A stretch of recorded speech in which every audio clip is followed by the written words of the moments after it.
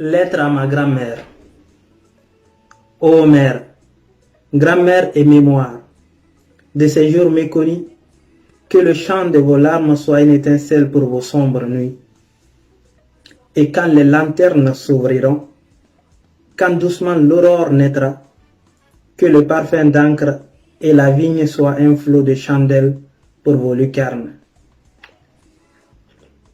Grand-mère, j'ai appris par la volaille pèlerine ce poème d'enfance aux perles ambiguës, perles jalonnées de voyages citaristiques, allant de beauté en beauté, comme des feuilles silencieuses dans les arbres, et toutes ces femmes en état de famille.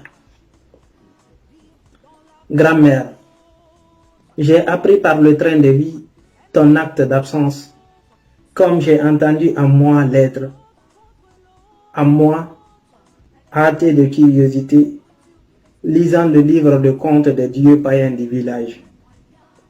Sur sa poste faste, je vis grand ouvert, comme on voyait le front trop ensoleillé du roi Manga d'Antoma. Puis je l'ai consigné sur le pastel des griots, en langage des anciens notre langage. Grand-mère, un beau matin sur le balcon lavallois, j'ai appris par le souffle diphthongal du samedi ma diphtongue, l'assaut musicien des feux de brousse. J'ai dit alors, ô terrible, terrible et chagrin chagrinant le libre reposoir des hommes. Ô feu, ennemi commun des hommes. Vannes, le 1er décembre 2019. C'était un poème de mon dernier recueil, Soulagement 2. Donc il y a eu Soulagement 1 qui est paru en 2018 et Soulagement 2 en janvier 2020 et qui sont tous les deux parus aux éditions Les Mandarines à Brec.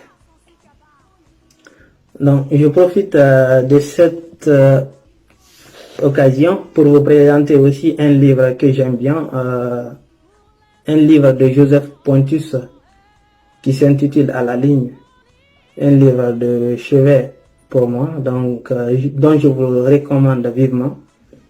Et enfin, pour finir, ne baissons pas les bras, continuons à respecter les gestes barrières dictés par les différents pays, les autorités sanitaires des différents pays.